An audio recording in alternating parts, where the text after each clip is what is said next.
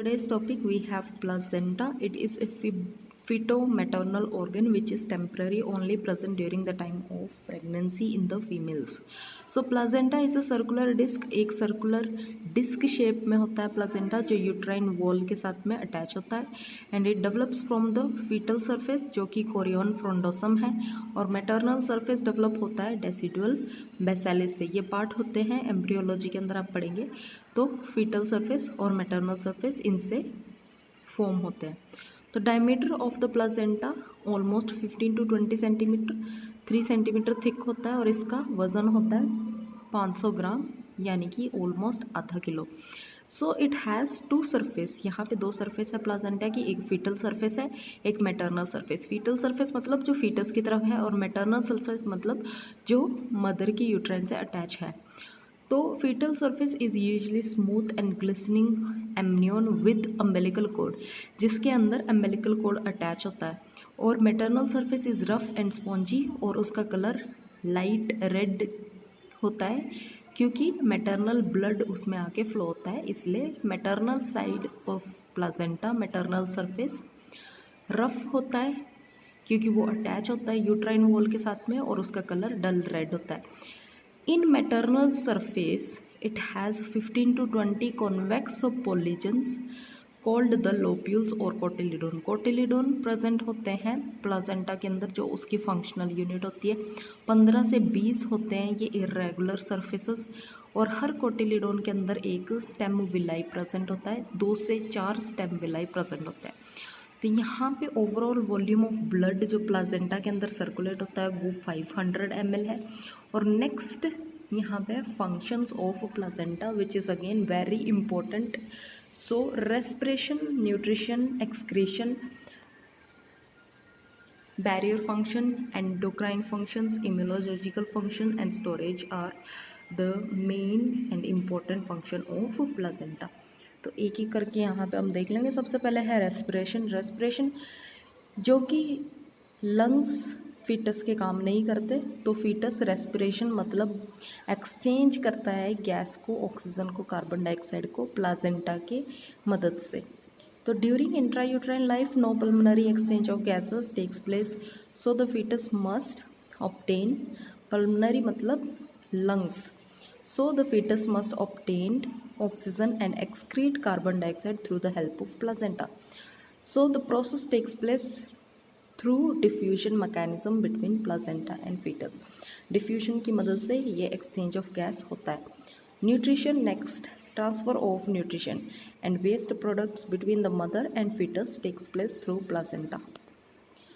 Then excretion.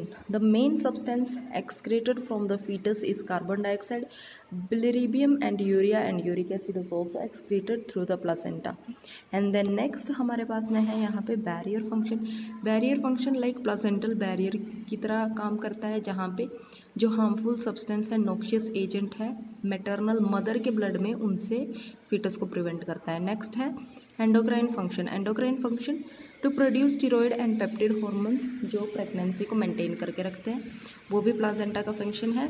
और immunological function ये provide करता है. दो फीटस एक एंटीजन है मदर की बॉडी में लेकिन फिर भी मदर के एंटीबॉडी उसको हार्म नहीं करते क्योंकि इम्यूनोलॉजिकल सपोर्ट प्लाजेंटा प्रोवाइड कर रहा है यहाँ पे.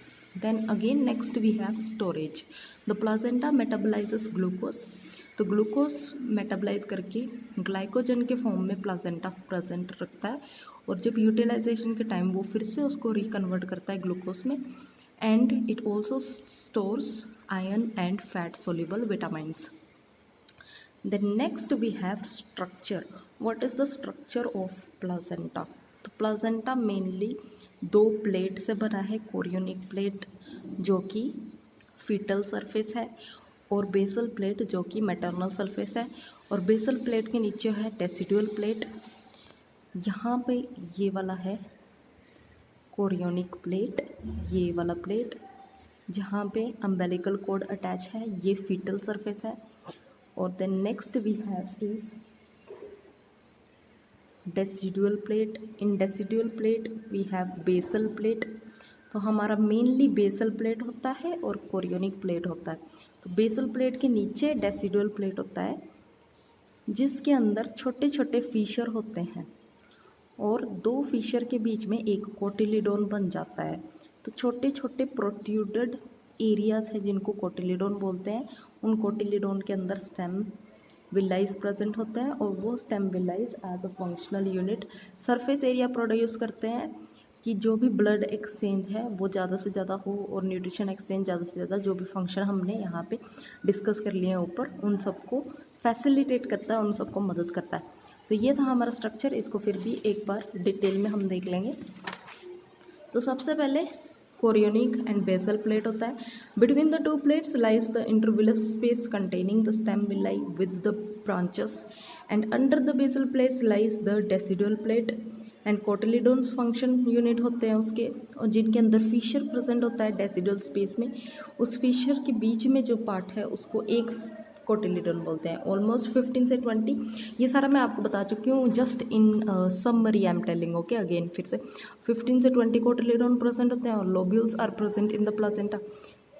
और हर एक कोटिलिडोन में, ये भी मैंने आपको बता दिया, 3 से 4 स्टेम सेल प्रेजेंट होते हैं जो ऑलमोस्ट 60 स्टेम सेल बना देता है टोटल प्लासेंटा के अंदर, यानी कि वो सरफेस एरिया प्रोड्यूस करता है for exchange and transfusion of nutrition and oxygens and respiration and all other function जितने भी हमने पढ़े हैं। यहाँ पे नेक्स्ट हमारा लास्ट है प्लासेंटल सर्कुलेशन। प्लासेंटल सर्कुलेशन के अंदर दो है, utero placental circulation and feto placental circulation. यानी कि एक यूट्रो प्लासेंटल, यूट्रो यानी मैटरनल सर्कुलेशन, मदर से प्लासेंटा में कैसे सर्कुलेट हो रहा है ब्लड, और फिर प्लासेंटा से फीटस में कैसे जा रहा है, ये आप CHN में पढ़ चुके हैं ऑलरेडी, इसलिए मैंने यहाँ पे डिटेल में मेंशन नहीं किया है। फिर उसके बाद में यूट्रो प्लासेंटल, जो कि स्टार्ट होता है जब मैटरनल ब्लड डेसिडुअल सैक में फ्लो होता है, फिर वहाँ से अम्बिलिकल के थ्रू फीटल सर्कुलेशन में आ जाता है वो। सो इतना ही था आज की वीडियो में। If at all it was helpful, do like, share and subscribe and let me know कि आपको नेक्स्ट टॉपिक कौन सा इंटरेस्टेड है। Thank you so much for watching and giving your time. Thank you.